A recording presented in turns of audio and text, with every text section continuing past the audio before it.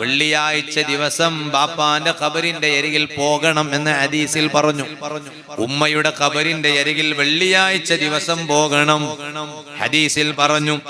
അങ്ങനെ ഖബർ സിയാറത്ത് ചെയ്താൽ അല്ലാഹു തആല ഈ മകന് പുറത്തു കൊടുക്കുന്നതാണ്.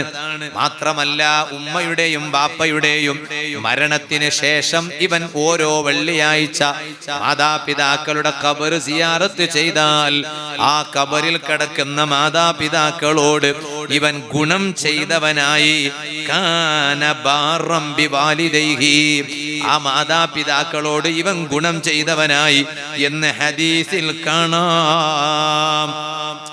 അങ്ങനെ അവരുടെ ഖബർ സിയാറത്തിന് ചെന്നാൽ ആ ഖബറിന്റെ അരികിൽ യാസീൻ ഓതണം എന്ന് പഠിപ്പിച്ചു ഇസ്ലാം. ഖുർആൻ അതേ ഓതണം എന്ന് പഠിപ്പിച്ചു ഇസ്ലാം. അത് ഓതിയാൽ ആ യാസീനിൽ എത്ര അക്ഷരങ്ങളാണോ ഉള്ളത് ആ അക്ഷരങ്ങളുടെ എണ്ണം അനുസരിച്ച് ഈ സിയാറത്ത് ചെയ്ത ആൾക്ക് അല്ലാഹു തആല പുറത്തു കൊടുക്കും എന്നും ഇസ്ലാം പഠിപ്പിച്ചിട്ടുണ്ട്. അതിന്റെ ഓരോ നേട്ടങ്ങളെ കുറിച്ച് പറഞ്ഞപ്പോൾ പഠിപ്പിക്കപ്പെട്ടത് കാണാൻ കഴിയും. മാതാപിതാക്കളുടെ ഖബർ സിയാറത്ത് ചെയ്താൽ കാന കഹജ്ജത്തിൻ, അതൊരു ഹജ്ജ് ചെയ്തതിന് തുല്യമാണ് കേട്ടോ.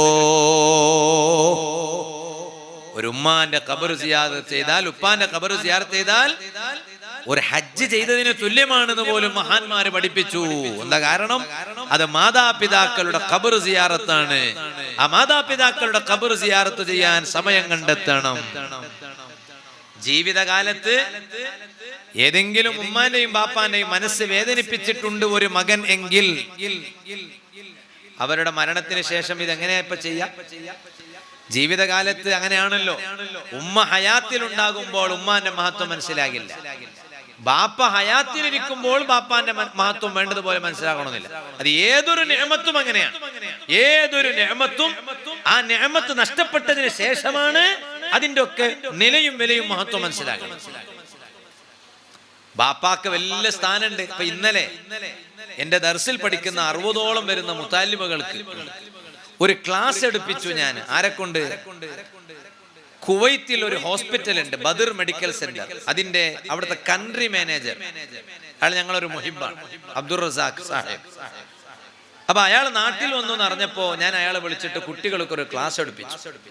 അപ്പൊ ആ ക്ലാസ്സിൽ അയാളെ മുത്താലിമുകൾക്ക് ഒരു അനുഭവം പറഞ്ഞു. എന്താ അനുഭവം എന്ന് അറിയാം? ഇയാള് ഗൾഫിൽ ജോലിക്ക് പോകുന്നതിന് മുമ്പ് തന്നെ ഇയാളെ ഭാര്യ ഗൾഫിൽ ജോലിക്ക് പോയിരുന്നു.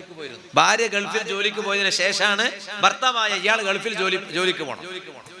സ്ത്രീകൾ കേൾക്കുന്നുണ്ട് അവിടെ അപ്പുറത്ത്. അപ്പോ അവരും കൂടി കേൾക്കുമ്പോഴേ ഇതിൽ വലിയ കാര്യം ഉണ്ടാവുള്ളൂ അവർക്ക്. അങ്ങനെ ചിലത് അവർ കേൾക്കേണ്ടത് അവർ കേൾക്കണം, നമ്മൾ കേൾക്കേണ്ടത് നമ്മൾ കേൾക്കണം. അപ്പോഴേ അങ്ങനെ ഒരു കാര്യം ഉണ്ടാവും. ചെയ്യേണ്ടത് ചെയ്താലേ കാര്യം ഉണ്ടാവുള്ളൂ. അതിന് ഉദാഹരണം ഞാൻ പിന്നെ വേറെ പറയാം. അപ്പൊ ഇയാളെ ഭാര്യ ആദ്യമായിട്ട് ഗൾഫിൽ ചെന്നപ്പോൾ ഇയാളെ ഭാര്യന്റെ കൂടെ പേര് ചേർത്തിട്ടുള്ളത് ഭർത്താവിന്റെ പേരാണ്. അപ്പൊ ഭാര്യന്റെ പേര് ഇന്നതാണ്. എന്നിട്ട് ഇയാളെ പേര് ചേർത്തി കൊടുത്തു, അബ്ദുൾ റസാഖ്. സാധാരണഗതിയിൽ അങ്ങനെ ചെയ്യാറുണ്ടല്ലോ. അവിടെ എത്തിയപ്പോൾ അവിടുത്തെ അറബി ഇത് ചോദിച്ചു, ഇത് ഇങ്ങനെ നോക്കിയിട്ട് ചോദിച്ചു, ഈ പാസ്പോർട്ടിലേക്ക് നോക്കിയിട്ട് ചോദിച്ചു, ഹൂ ഈസ് അബ്ദുൾ റസാഖ്? ഈ അബ്ദുൾ റസാഖ് എന്ന് പറഞ്ഞ ആരാണ്? ബാപ്പയാണോ ചോദിച്ചു. ബാപ്പ അല്ല, ഹി ഈസ് മൈ ഹസ്ബൻഡ്. അയാൾ എന്റെ ഭർത്താവാണ്. ആണോ? എന്നാ നിന്റെ പേരിന്റെ കൂടെ ഭർത്താവിന്റെ പേരല്ല ചേർക്കേണ്ടത്, ഉപ്പാന്റെ പേരാ ചേർക്കേണ്ടത്. അയാൾ പറഞ്ഞു കൊടുക്കുക. എന്താ കാരണം എന്നറിയോ? അയാൾ പറഞ്ഞു, ഹസ്ബൻഡ് 1 2 3, ഭർത്താവ് എത്രയോ ആകാം. ഔലേ അല്ലെ? ആദ്യത്തെ ഭർത്താവ് മരിച്ചാൽ, ഹിദ്ദ കഴിഞ്ഞാൽ ഖലാസ്, രണ്ടാമത്തെ കല്യാണം നടക്കും. ഒരിക്കലും കല്യാണം കഴിക്കൂല എന്ന് വാശി പിടിച്ചിരുന്ന പെണ്ണും പിന്നീട് കുറച്ച് കഴിഞ്ഞ് രണ്ടാമത്തെ കല്യാണം കഴിച്ചിരിക്കും. അത്രേ ഉള്ളൂ ദുനിയാവിലെ. അല്ലെ? ബാപ്പ മരിച്ചതിന്റെ പേരിൽ ഫുള്ളോ പിന്നെ ജീവിതം തന്നെ വേണ്ടെന്ന് വെച്ചാൽ ആരെങ്കിലും ഉണ്ടോ? ഇല്ല. കുറച്ച് കഴിഞ്ഞാൽ ഒക്കെ മറക്കും. പിന്നെ അത് ദുനിയാവ് അങ്ങനെ വേണ്ടാണല്ലോ. അല്ലാതെ പിന്നെ അപ്പോ ഭർത്താവ് ചിലപ്പോൾ ഒന്ന് കഴിഞ്ഞിട്ട് അടുത്ത ഭർത്താവ് ഉണ്ടാവും, മൂന്നാമത്തെ ഭർത്താവ് ഉണ്ടാവും. ഫാദർ, ഉപ്പ എന്ന് പറഞ്ഞാൽ സിർഫ് ഒറ്റൊരാൾ മാത്രം. അതുകൊണ്ട് നിങ്ങളെ പേരിന്റെ കൂടെ ഭർത്താവിന്റെ പേരല്ല. നാളെ ഭർത്താവ് മാറിയാൽ പിന്നെ അടുത്ത പാസ്പോർട്ട് വേറെ മാറ്റേണ്ടി വരില്ലേ? ഭർത്താവിന്റെ പേര് മാറില്ലേ? ഉപ്പയോ? ഉപ്പ രണ്ടുപ്പാവോ? ഉപ്പ ഒറ്റ ഒരാളേ ജന്മത്തിന് നിമിത്തമായ ആളല്ലേ ഉപ്പ. അതുകൊണ്ട് ഉപ്പാന്റെ പേരാ ചേർക്കണം. അപ്പൊ അയാൾ പറയാ, എന്റെ ഈ 60 മുത്താലിമുകളെ ഇരുത്തിയിട്ട് ആ മുത്താലിമുകളോട് മൂപ്പർ പറയാണ്, കണ്ട ഉപ്പാന്റെ മഹത്വം കണ്ടില്ലേ നിങ്ങൾ? ശരിയാണ്. ഏതൊരു നിഅമത്തിന്റെയും മഹത്വം അപ്പ തിരിയില്ല, അപ്പ മനസ്സിലാകൂല. ആ നിഅമത്ത് ഇല്ലാണ്ടായതിനു ശേഷമാണ് ആ നിഅമത്തിന്റെ മഹത്വം മനസ്സിലാകുന്നത്. അതുകൊണ്ട് ചിലപ്പോൾ മാതാപിതാക്കളുടെ ജീവിതകാലത്ത് ചിലപ്പോൾ മക്കള് കാരണം അവർ കരഞ്ഞിട്ടുണ്ടാകും, അവരെ മനസ്സ് വേദനിച്ചിട്ടുണ്ടാകും. എന്നാലും മക്കളെ, ഞാൻ എന്റെ വാല് കേൾക്കുന്ന അനുജന്മാരോട് പറയാണ്, ആ ഉമ്മയുടെ മരണത്തിന് ശേഷം, ബാപ്പയുടെ മരണത്തിന് ശേഷം അവരെ കൊണ്ട് പൊരുത്തപ്പെടിപ്പിക്കുന്ന ഒരു രൂപമുണ്ട്. അത് മഹാന്മാര് പറഞ്ഞിട്ടുണ്ട്. എന്താണ്?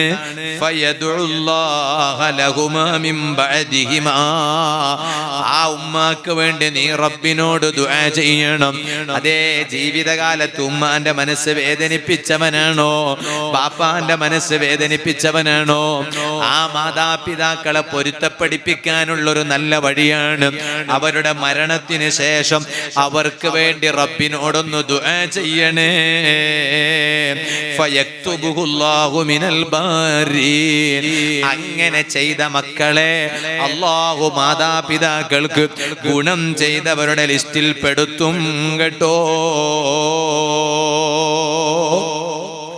അതിന് ഉമ്മാന്റെ ഖബർ സിയാറത്ത് ചെയ്യാൻ സമയം കണ്ടെത്തണം.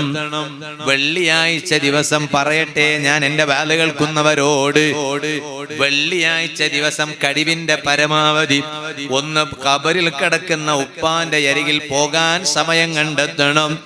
എന്ത് തിരക്കുണ്ടെങ്കിലും ശരി, അതും നമ്മുടെ ഒരു തിരക്കിന്റെ ഭാഗമായിട്ട് കാണണം. ഉമ്മാന്റെ ഖബറിന്റെ അരികിൽ വെള്ളിയാഴ്ച പോകാൻ സമയം കണ്ടെത്തണം.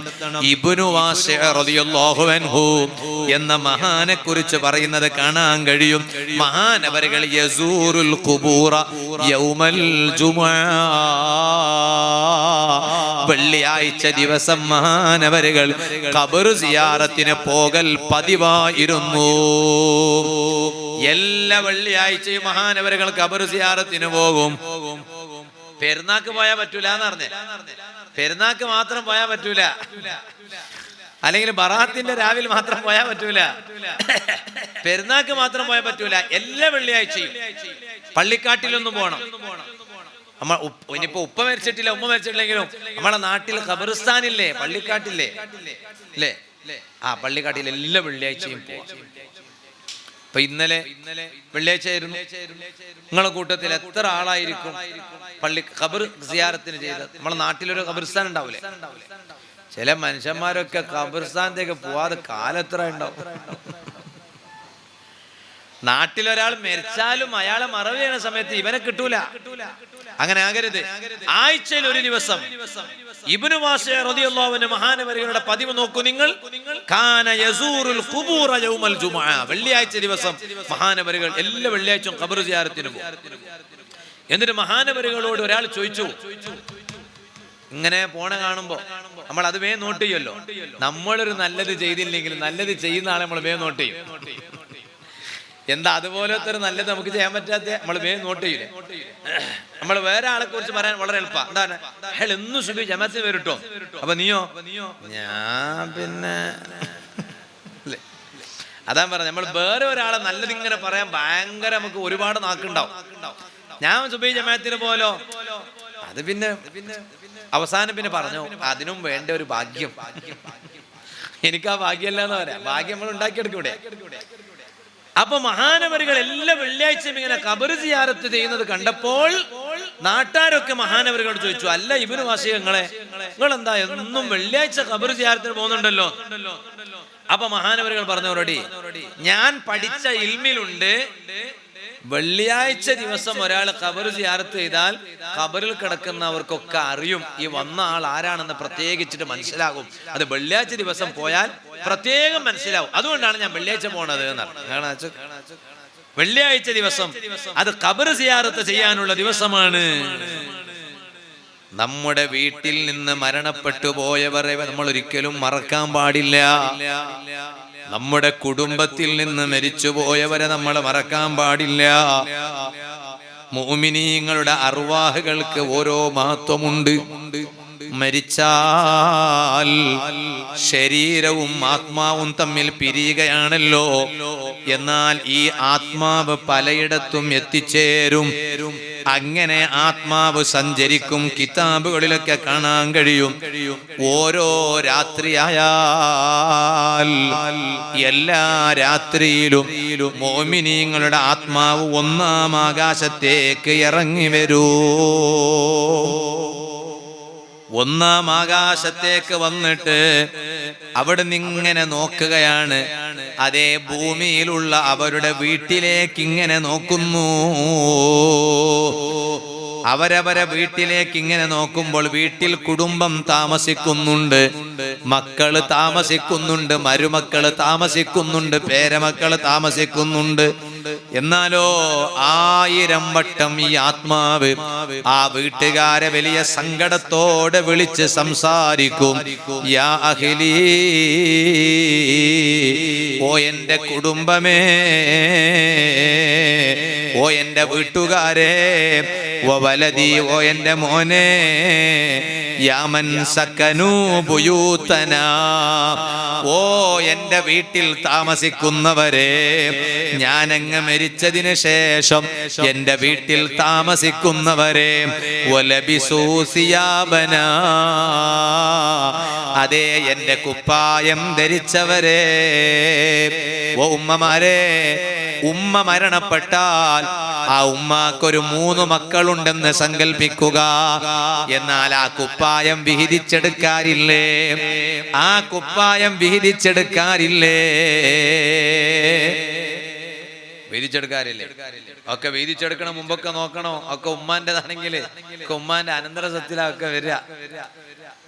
അതുകൊണ്ട് മരിച്ചാ പിന്നെ വേഗം പോയിട്ട് ഉമ്മാന്റെ അലമാര ഇങ്ങനെ തുറന്നു നോക്കുക. എന്തൊക്കെ ഉണ്ട് ഉമ്മാന്റേതായ അധികാരത്തിലുള്ള എന്തൊക്കെ ഉണ്ടോ ഒക്കെ ഉമ്മാന്റെ അനന്തര സ്വത്താണ്. ആ അനന്തര സ്വത്ത് അതിൻ്റെതായ നിയമം അനുസരിച്ച് മുന്നോട്ട് കൊണ്ടുപോകണം. ചിലപ്പോ അങ്ങനെ എന്തൊക്കെ അങ്ങനെ പൊരുത്തപ്പെട്ട് എല്ലാവരും റെഡിയാക്കി അങ്ങനെ അവസാനം പൊരുത്തപ്പെട്ടിട്ട് പരസ്പരം ഉമ്മാന്റെ കുപ്പായം മക്കളൊക്കെ അങ്ങോട്ടും ഇങ്ങോട്ടും എടുക്കാറുണ്ടല്ലോ. ആ കുപ്പായം പിന്നീട് മക്കള് ധരിക്കുകയാണ്. അതാ ഉമ്മാന്റെ ആത്മാവ്, ഉമ്മാന്റെ റൂഹ് അല്ലെങ്കിൽ ബാപ്പാന്റെ റൂഹ് എല്ലാ രാത്രിയിലും ഒന്നാം ആകാശത്തിലോട്ട് ഇറങ്ങി വന്നിട്ട് ഭൂമിയിലുള്ള വീട്ടിലേക്ക് നോക്കിയിട്ട് പറയും, ഓ എന്റെ വസ്ത്രം ധരിച്ചവരെ, വഖ്തസമൂ അംവാലനാ, ഞങ്ങളെ സമ്പത്ത് അനന്തര സ്വത്ത് വിഹിതിച്ചെടുത്തവരെ, എല്ലാം നിങ്ങൾ വിഹിതിച്ചെടുത്തല്ലോ. എന്റെ കുപ്പായം നിങ്ങൾ ധരിക്കുന്നുണ്ടല്ലോ. ഞാനുണ്ടാക്കി വെച്ച വീട്ടില് നിങ്ങളതാ താമസിക്കുന്നുണ്ടല്ലോ. എന്നിട്ട് അവരെ വിളിച്ചിട്ട് ഈ ആത്മാവ് അവിടുന്ന് പറയുകയാണ്, ഹൽ മിൻകും മിൻ അഹദിൻ യദ്കുറുനാ, ഞാനുണ്ടാക്കിയതെല്ലാം ഇപ്പോൾ ആസ്വദിച്ച് ജീവിക്കുന്ന നിങ്ങളിൽ ആരെങ്കിലും ഒരാൾ ഞങ്ങളെ ഓർക്കുന്നവരുണ്ടോ?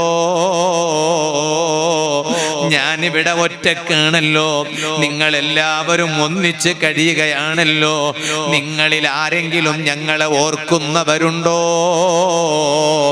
മരണപ്പെട്ടു പോയ മുഅ്മിനിന്റെ ആത്മാവ് എല്ലാ രാത്രിയിലും ഒന്നാം ആകാശത്തേക്ക് ഇറങ്ങിയിട്ട് ഭൂമിയിൽ സ്ഥിതി ചെയ്യുന്ന അവരെ വീട്ടിലേക്ക് നോക്കിയിട്ട് വീട്ടുകാരെ വിളിച്ചിട്ട് മക്കളെ വിളിച്ച് കുടുംബത്തെ വിളിച്ച് പറയുമല്ലോ. എന്നിട്ടതാ വനഹ്നു ഫീ സിജ്നിൻ, ഞങ്ങളതാ ജയിലറയിലാണുള്ളത്. അതുകൊണ്ട് ഫർഹമൂന, നിങ്ങൾ ഞങ്ങളോട് കാരുണ്യം കാണിക്കണം. മരിച്ച മയ്യത്തിന്റെ ആത്മാവ് ജീവിച്ചിരിപ്പുള്ള കുടുംബത്തോട് പറയുകയാണ്, നിങ്ങൾ ഞങ്ങളെ മറക്കാൻ പാടില്ല. ഞങ്ങളെ വീട്ടിലല്ലേ, നിങ്ങൾ ബാപ്പുണ്ടാക്കിയ വീട്ടിലല്ലേ മക്കള് താമസിക്കുന്നത്. അതാ നിങ്ങൾ ഞങ്ങളെ മറക്കരുത്, നിങ്ങൾ ഞങ്ങളോട് കാരുണ്യം കാണിക്കണം. എന്നാൽ യർഹമുക്കുമുല്ലാഹ്, അല്ലാഹ് അല്ല നിങ്ങളോട് കാരുണ്യം കാണിക്കും. വലാ തബ്ഖലൂ അലൈനാ ഖബല അൻ തസ്വീറൂ മിസ്ലനാ. നിങ്ങൾ കാലാകാലം ആ വീട്ടിൽ താമസിക്കുമെന്ന് കരുതേണ്ടതില്ല. അതുകൊണ്ട് നിങ്ങൾ ഞങ്ങളെപ്പോലെ ആകുന്നതിന് മുമ്പ് ഞങ്ങളെ പേരിൽ കുറച്ച് സ്വതക്ക ചെയ്യാൻ നിങ്ങൾ മനസ്സ് കാണിക്കൂ. ഞങ്ങൾക്കിപ്പോൾ സ്വതക്ക വളരെ ആവശ്യമുണ്ട്.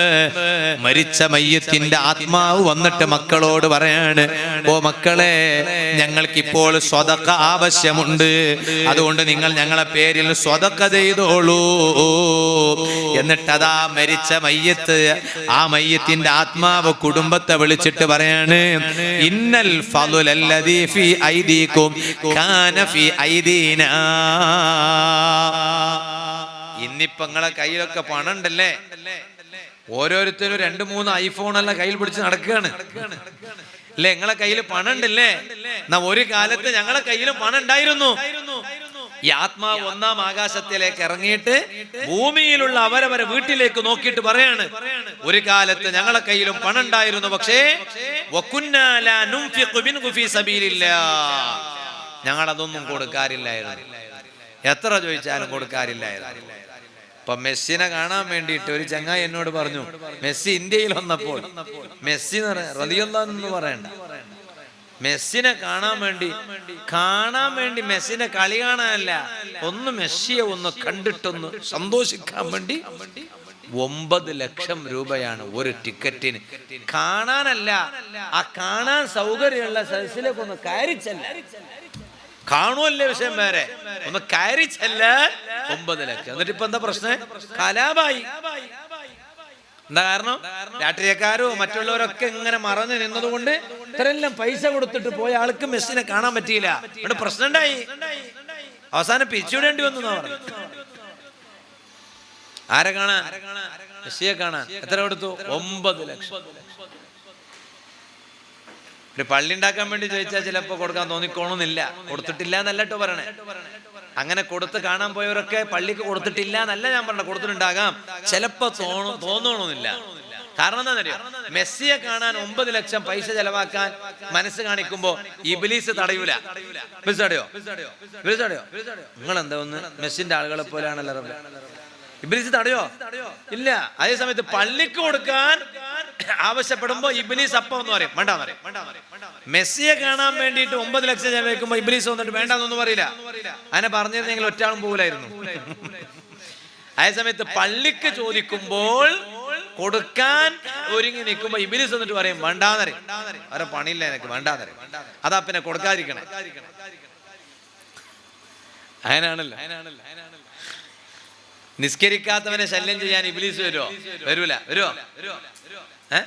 ഓ നിസ്കരിക്കണമല്ലേ, പിന്നെന്തിനാ? കൃത്യമായിട്ട് നിസ്കരിക്കണ മനുഷ്യനാണോ? ചിലപ്പോ ഇബ്ലീസ് എന്നും സുബഹിക്ക് ജമാഅത്തിന് പോകുന്ന ആളാണ്, ചിലപ്പോ ഇബ്ലീസ് എന്നിട്ട് പറയും ഇന്ന് പോകണ്ടെന്നറിയും.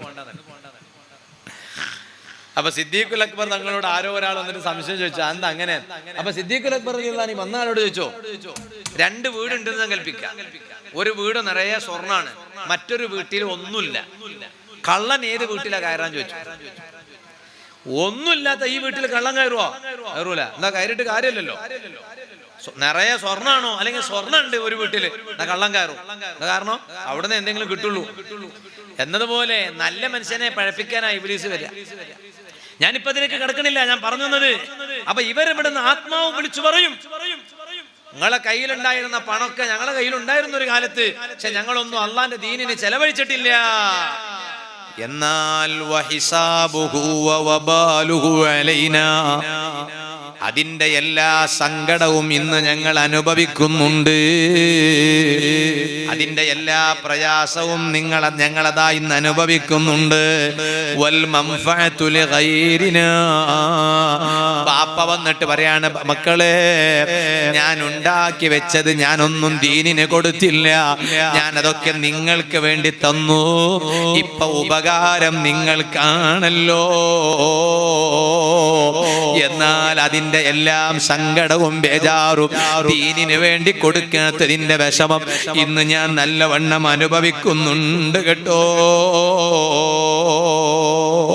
സുഹൃത്തുക്കളെ, അതുകൊണ്ടാണ് പറയുന്നത് മരിച്ച മയ്യത്തിനെ മറന്നു പോകരുത്, ആ മയ്യത്തിന്റെ ആത്മാവിനെ മറന്നു പോകരുത്, നമ്മുടെ മാതാപിതാക്കളെ മറന്നു പോകരുത്, കുടുംബത്തെ മറന്നു പോകരുത്, മരിച്ചവരെ മറന്നു പോകരുത്. ഓ വാള് കേൾക്കുന്ന ഉമ്മമാരെ, സഹോദരിമാരെ, അതാ മരിച്ച ഉമ്മാന്റെ പേരിൽ എന്നും ഖുർആൻ ഓതിയിട്ട് ഹദിയ ചെയ്ത് ദുആ ചെയ്യുന്ന മക്കളാകണേ. നിങ്ങൾ ചെയ്യുന്ന നന്മകളിൽ ഏറ്റവും നല്ല നന്മ ഞാൻ എൻ്റെ വാല് കേൾക്കുന്ന പെൺമക്കളോട് പറയുകയാണ്, സഹോദരിമാരോട് പറയാണ്, എല്ലാ ദിവസവും നിങ്ങളെ കൊണ്ട് കഴിയുന്ന ഖുർആൻ ഓതണം. ഓരോ മക്കൾക്കൊരു ബോധം വേണം, എന്റെ ഉമ്മാന്റെ ആത്മാവ് ഖബറിന്റെ പുറത്ത് വന്നിട്ട് മറ്റുള്ള പലരും ഹദിയ കൊടുക്കുന്നത് എന്റെ ഉമ്മ വന്നിട്ട് എടുക്കുന്ന ഒരു സ്വഭാവം പാടില്ല. എന്റെ ഉമ്മാന്റെ ആത്മാവിന് ഞാൻ തന്നെ കൊടുത്തയക്കുന്ന ഹദിയ എന്റെ ഉമ്മാക്ക് ധാരാളം ഉണ്ടാകണം എന്ന് ചിന്തിക്കുന്ന മക്കളാകണം, ആൺമക്കളാകണം, പെൺമക്കളാകണം. അതുകൊണ്ടല്ലേ ഒരു മഹാൻ സ്വപ്നം കാണുകയാണ്. ആ സ്വപ്നത്തിൽ എന്താണുള്ളത്? പള്ളിക്കാട്ടിലെ മുഴുവൻ ഖബറാളികളും അവരതാ ഇങ്ങനെ പുറത്തു വന്ന് നിൽക്കുകയാണ്. എല്ലാരും പുറത്തു വന്ന് നിൽക്കണം. ഒരു മഹാൻ ഇങ്ങനെ സ്വപ്നം കാണുന്നു, പള്ളിക്കാട്ടിൽ കിടക്കണ ഖബറാളികൾ ഉറക്കെ ഇങ്ങനെ പുറത്തു വന്നിരിക്കുകയാണ്. ഒക്കെ ഇങ്ങനെ എന്തോ ഇങ്ങനെ പിന്നെ പരക്കിയെടുക്കാന്ന ഞങ്ങളെ ഭാഷയിൽ പറയാം. നിങ്ങളെന്താ പറയാ? അങ്ങനെ തന്നെയല്ലേ? ആ, ആട്ടിന്റെ ഒച്ച കേൾക്കുന്നുണ്ട് അല്ലേ? മന്തി ഓർമ്മയുണ്ടോ? മന്തി ഒന്നല്ല, ഇപ്പൊ നേർച്ചക്ക് വന്ന ആടാണ്. അല്ലാ, തങ്ങളെ ബാബ നേരത്തെ പറഞ്ഞല്ലോ, ഒരുപാട് പലരും നിയ്യത്ത് ചെയ്തിട്ട് കോഴിയും മറ്റൊക്കെ കൊടുത്തയച്ചു. അല്ലാഹു തആല എല്ലാവരുടെ നിയ്യത്ത് അല്ലാഹു പൂർത്തീകരിച്ചു കൊടുക്കട്ടെ. ഞങ്ങളെ നിയ്യത്തുകളൊക്കെ അല്ലാഹു ഈ മജ്ലിസിന്റെ ബറക്കത്ത് കൊണ്ടൊക്കെ റാഹത്താക്കി തരട്ടെ. ഞങ്ങളൊക്കെ ആമീൻ പറയാം, ഉറക്കെ ആമീൻ പറയാം. അല്ലാഹു ഞങ്ങളെ വിഷമങ്ങളൊക്കെ തീർത്തു തരട്ടെ. ഓ, വിജയിച്ച ഓരോ സ്ഥാനാർത്ഥിന്റെ പേര് പറയുമ്പോൾ നമുക്ക് എന്തൊരു ഉഷാറാണ്. അതിനേക്കാളൊക്കെ ഉഷാർ ആമീൻ പറയുമ്പോൾ ഉണ്ടാവണം. ഓ, അതിനെന്താണ് ഒരു സന്തോഷം, സുബ്ഹാനല്ലാഹ്. അതിനേക്കാളൊക്കെ ഉഷാർ നമുക്ക് ആമീൻ പറയുമ്പോൾ ഉണ്ടാവണം. അല്ലാഹു നമ്മുടെ സങ്കടങ്ങളും വിഷമങ്ങളും ഒക്കെ അല്ലാഹു തീർത്തു തരട്ടെ. ഈ മജ്ലിസിന്റെ ബർക്കത്തുകൊണ്ട് അല്ലാഹു അതൊക്കെ തീർത്ത് സന്തോഷം അല്ലാഹു നമുക്ക് പ്രദാനം ചെയ്യട്ടെ. അപ്പൊ ഇവരൊക്കെ ഇങ്ങനെ ഖബറിന്റെ പുറത്ത് വന്നിട്ട് ഒക്കെ ഇങ്ങനെ പരുക്കിയെടുക്കാം. ഇതോ കിട്ടണത് ഇങ്ങനെ പരുക്കണം. ചെറിയ കുട്ടികൾക്ക് അങ്ങനെ ഒരു സ്വഭാവമുണ്ട്. നിങ്ങളെ നാട്ടിലത്തെ കുട്ടികൾ കൊണ്ടുവന്ന് എനിക്കറിയാം. ഞങ്ങളെ നാട്ടിലത്തെ കുട്ടികൾക്ക് അങ്ങനെയാണ്. എന്താ, എന്റെ വീട്ടിലുണ്ട് ഒരു ചെറിയ മോൻ, നമ്മളെ മോൻ എന്ത് കണ്ടാലും പരുക്കെടുക്കും. അങ്ങനെ തന്നെ നിങ്ങളെ വീട്ടിൽ അങ്ങനെ തന്നെയല്ലേ? അപ്പോ നല്ലതാണോ അല്ലേ ഒന്നും നോക്കൂല, എടുത്താൽ അവർക്ക് മറ്റൊരു സ്വഭാവം ഉണ്ട്. എടുക്കാൻ മാത്രമല്ല, രണ്ടാമത്തെ ഒരു സ്വഭാവം ഉണ്ട്. എന്താ, ഞങ്ങള് ചെറുപ്പത്തിലൊക്കെ ഇട്ടല്ലേ, ഞങ്ങളെ മക്കൾക്ക് മാത്രമല്ല ഞങ്ങൾക്കും കുട്ടിക്കാലത്ത് ആ സ്വഭാവമൊക്കെ ഉണ്ടായതാണ്. അങ്ങ് എടുത്തിട്ട് തണുടും. ബാക്കി ഞാൻ പറയണില്ല, ഇപ്പൊ ഞാൻ തൽക്കാലം അവിടെ മാത്രം നിർത്തി വെക്കുകയാണ്. എന്തൊക്കെ തൊള്ളയിലിട്ടു എന്നത് ഞാൻ ഇപ്പൊ പറയില്ല, ഒക്കെ അതങ്ങനെയാണ് അല്ലേ? അങ്ങനെയല്ല, അങ്ങനെ കുട്ടിക്കാലത്ത് അങ്ങനെയാണല്ലോ. അപ്പൊ ഇവരിങ്ങനെ പരുക്കിയെടുക്കുകയാണ്. ഇത് ഇയാൾ ഇങ്ങനെ കണ്ടപ്പോൾ സുബ്ഹാനല്ലാഹ്, ഇയാള് പറയാണ്, എല്ലാരും ഇങ്ങനെ അതാ പുറത്തു വന്നിട്ട് ഇങ്ങനെ പരുക്കിയെടുക്കുന്നു. പക്ഷേ കൂട്ടത്തിൽ ഒരാളെ മാത്രം ഇതിന് കിട്ടുന്നില്ല. അയാള് വേറെ തന്നെ നല്ല ഉഷാറായി മാറി നിൽക്കുന്നു. അയാൾക്ക് ഇതിന്റെ ഒന്നും ആവശ്യമില്ലാത്തതുപോലെ, മറ്റുള്ളവർക്കെല്ലാം ഇത് ആവശ്യമുള്ളതുപോലെ അയാളിൽ ഇതിൽ നിന്ന് മാറി നിൽക്കുന്നു. അയാൾക്ക് ഇത് ആവശ്യമില്ലാത്തതുപോലെ ഞാൻ അതാ ആ നിൽക്കുന്നയാളുടെ അരികിൽ ചെന്നു. ഞാൻ അയാളോട് ചോദിച്ചു, ഇതാരാണ്? അപ്പൊ അയാൾ പറഞ്ഞു, ഇത് ഖബറാളികളാണ്. അവർ മുസ്ലിംകൾ എന്തെങ്കിലും ഹദിയ കൊടുത്തയക്കുന്നുണ്ടോ? ഖുർആൻ ഓതിയിട്ടുണ്ടോ? സ്വതക്ക ചെയ്തിട്ടുണ്ടോ? ദുആ ചെയ്തിട്ടുണ്ടോ? അതിങ്ങനെ അന്വേഷിച്ച് തെരഞ്ഞു നടക്കുകയാണ്. അത് കിട്ടിയത് അവരിങ്ങനെ പറക്കിയെടുക്കുകയാണ്. അപ്പൊ ഉടനെ ഞാൻ ഈ മനുഷ്യനോട് ചോദിച്ചു, എന്നാ പിന്നെ നിങ്ങൾ എന്തേ അതിനൊന്നും നിൽക്കാത്തത്? നിങ്ങളും മരണപ്പെട്ടു പോയവരെ കൂട്ടത്തിൽപ്പെട്ട ആളാണല്ലോ, നിങ്ങൾ എന്താ അതിനൊന്നും നിൽക്കാത്തത്? ഉടനെ ആ മനുഷ്യൻ പറയാണ്, അന ഗനിയുൻ അൻ ദാലിക, എനിക്കതിന്റെ ആവശ്യമില്ല, എനിക്കൊന്നും അതിന്റെ ആവശ്യമില്ല. ഉടനെ ഈ മഹാൻ അയാളോട് ചോദിക്കുകയാണ്, എന്തേ നിങ്ങൾക്കത് ആവശ്യമില്ലാത്തത്? ഉടനെ ആ മനുഷ്യൻ മരിച്ച മയ്യിത്ത് ഖബറാളിയാണ്. ആ ഖബറാളി പറയാണ്,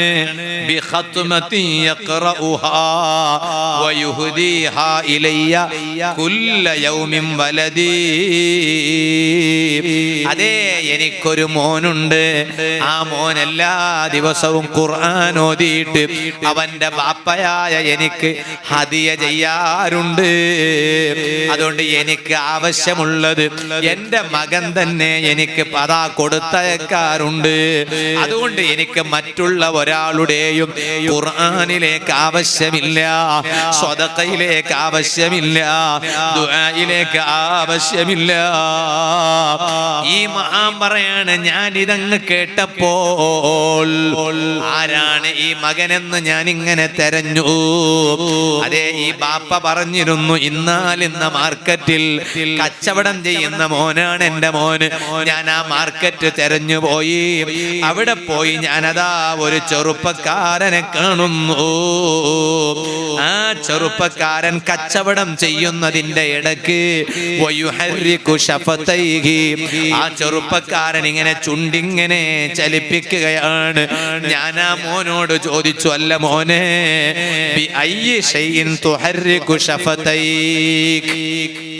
എന്താണ് മോനിങ്ങനെ ചുണ്ട് ചലിപ്പിക്കുന്നുണ്ടല്ലോ? ഉടനെ ആ മകൻ പറഞ്ഞതാണ്, അഖ്റഉൽ ഖുർആൻ. ഞാൻ ഈ കച്ചവടം ചെയ്യുന്നതിന്റെ ഇടയ്ക്ക് ഞാനതാ ഖുർആൻ പാരായണം ചെയ്യുകയാണ്, ഖുർആൻ ഓതുകയാണ്. എന്നിട്ട് അതാ വഉഹ്ദീഹി ഇലാ വാലിദി ഫീ ഖബ്രിഹി, ഞാൻ ആ ഓതിയ ഖുർആനിനെ ഖബറിലുള്ള എൻ്റെ പിതാവിനിക്ക് ഞാനതാ ഹദിയ ചെയ്യുന്നു. ഈ മഹാൻ പറയാണ്, ഞാൻ അങ്ങനെ കുറെ കാലം അങ്ങനെ തന്നെ ഉണ്ടായി. പിന്നെ വീണ്ടും ഞാനതാ മരിച്ചവരെ കാണുകയാണ്. കുറെ കാലം കഴിഞ്ഞിട്ട് വീണ്ടും മരിച്ചവരെ കാണുകയാണ്. അവരതാ ആ പഴയതുപോലെ ഖബറിൽ നിന്നവരെല്ലാം ഇങ്ങനെ പുറത്തു വന്നിട്ടുണ്ട്.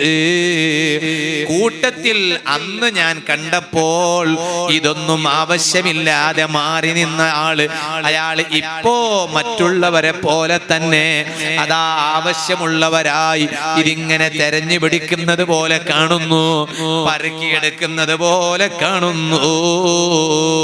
ഞാനങ്ങ് ഉണർന്നു. എനിക്ക് അത്ഭുതം തോന്നി. ഞാനതാ പഴയ അയാളെ മകൻ കച്ചവടം ചെയ്യുന്ന അങ്ങാടിയിൽ പോയി നോക്കുമ്പോഴോ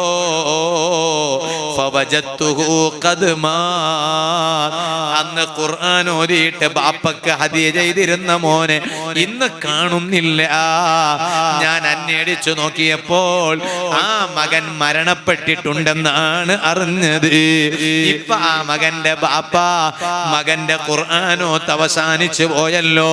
മറ്റുള്ളവരൊക്കെ പറക്കിയെടുക്കാൻ വേണ്ടി വന്നതുപോലെ ആ പിതാവും ഇപ്പൊ വന്നിരിക്കുന്നു.